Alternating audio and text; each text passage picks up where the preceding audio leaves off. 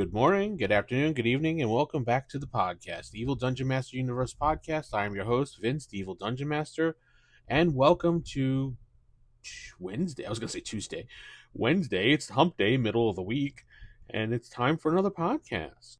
Hopefully, y'all doing great out there in podcast land, listening to my podcast, listening to all gaming podcasts out there, because no one is better than the other. Just some are really good and some really aren't.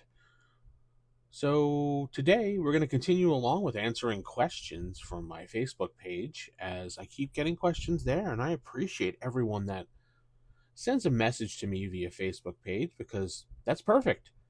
It gives me a chance to converse with you, and you get to ask me a question, and I get to say, hey, this is a great topic. So I got a whole bunch of those lined up. So I thank you people for doing that. You want to continue doing it, go to facebook.com/the Evil Dungeon Master. Send me a message. Ask me what you want to ask. There's other ways to contact me, but you can go to theevildm.com for those things to contact me. Anyway, today's message comes in from Kevin, and he says, I've been a fan for a while now, and I love your insights and advice have been super helpful in running my own games. I've been working on creating some homebrew races for my current RPG campaign, but I'm having a tough time making sure it's balanced with existing races. Do you have any tips or guidelines for balancing homebrew races so they fit seamlessly into a game without overpowering or being underpowered or underwhelming for everybody? I'd love to hear your thoughts on this, and I think it would make a great topic for your show. Thanks for all the great content you put out, Kevin. Well, Kevin, first of all, thank you very much, and I appreciate you listening. So for today's thing, I'm going to charge you to go to Spotify and do 5. No, I'm just kidding. To answer your question, this is a difficult thing to do, and all dungeon masters generally go through this when playing D&D.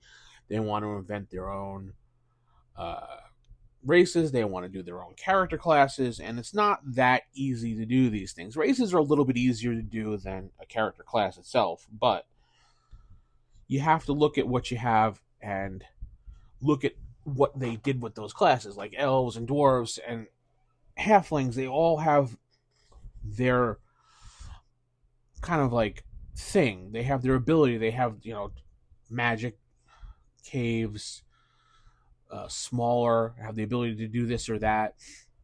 So when you're making up another race, make sure you're not overpowering that race compared to the rest.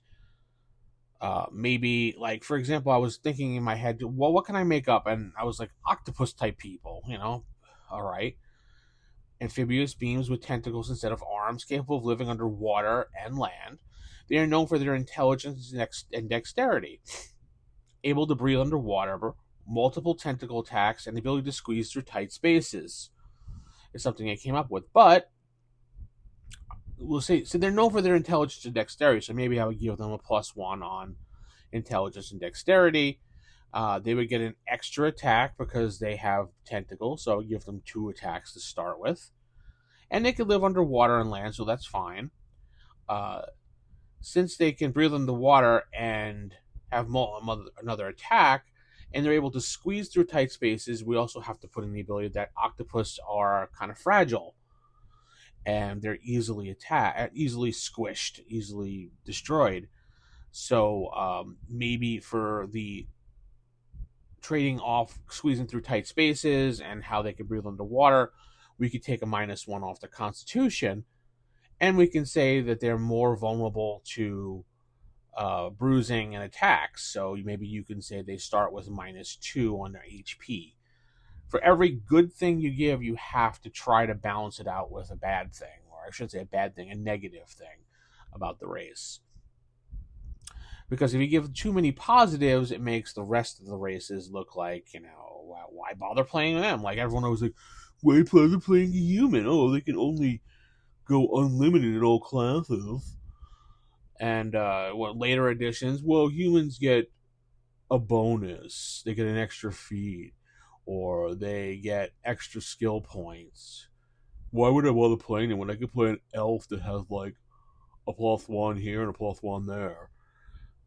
And humans don't get anything. When D&D was invented, it was trying to make the game human centric as far as humans are the standard. And if you're playing other races, yeah, sure, they have these abilities, but they couldn't go as far as a human in all these classes. That's how it originally was designed. And then later on additions, they felt it wasn't fair. So in 3E going forward, they kind of made it so humans got a little bit of a bonus, but meh. So yeah, so the Octopus-People actually was kind of a cool idea, and I was trying to think of what that race would actually be.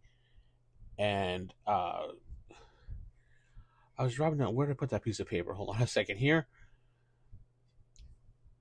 All right, so here I was writing down there are a race of human octopi-like people who have adapted from life both underwater and onto land. They're known for their intelligence, dexterity. They are curious and resourceful people. Their physical appearance is striking. They have a humanoid torso with tentacles instead of arms, and their skin varies in shades of blue, purple, and green. They have large, expressive eyes and an array of tiny spots that can light up in various patterns.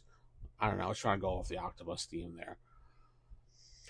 Their past lives have lived in underwater cities built with coral reefs and deep ocean trenches. Their society is highly communal and with a strong emphasis on collective well-being and knowledge sharing. They are natural scholars, explorers, and diplomats, often acting as intermediaries between aquatic racers and the surface dwellers. I was kind of going for a whole like Aquaman type thing, how their people were. They were private, but then when they had to deal with the surface dwellers, they would have one person that would kind of communicate and be a diplomat between the race of the people in the water and the people on the surface.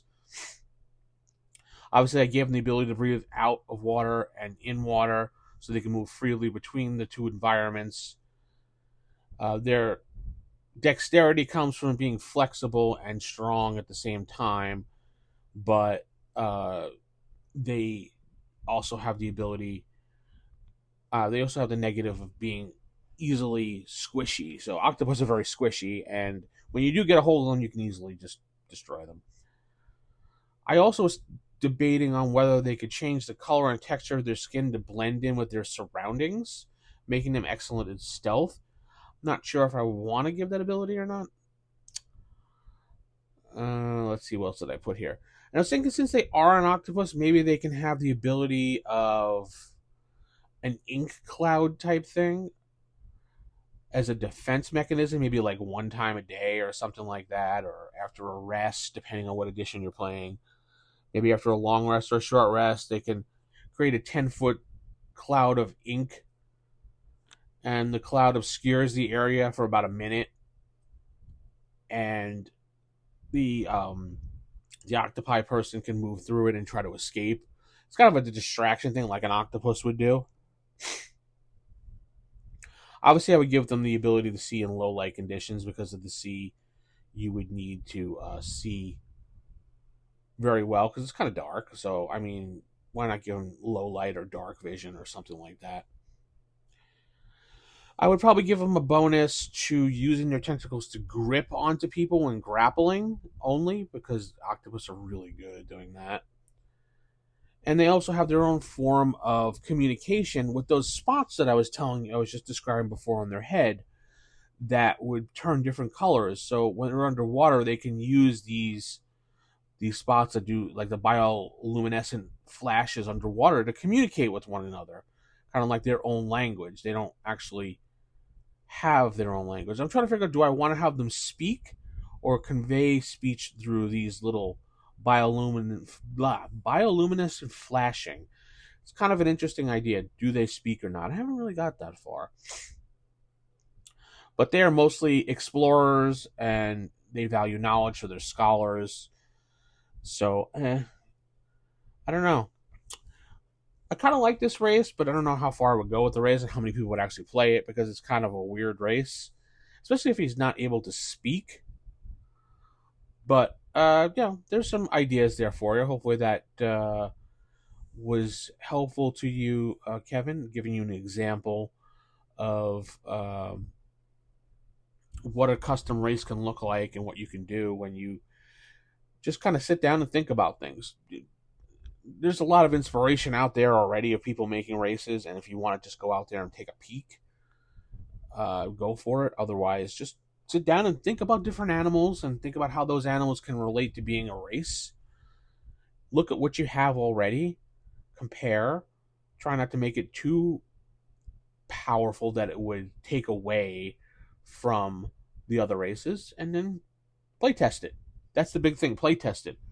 Have your best player in the group who you trust play the race in an adventure and tell him, this is just temporary. I want to see if this really works or it's overpowered or not. And let me know what you think while playing it. And you could see as a DM how it works as well. That's my advice for you, Kevin. Hopefully that helps out. With that said, I'm going to head out. If you have questions, send it to me, theevildm.com or facebook.com/evilDungeonMaster like everyone else has been doing. More questions coming up, and I will see you later. God bless everybody.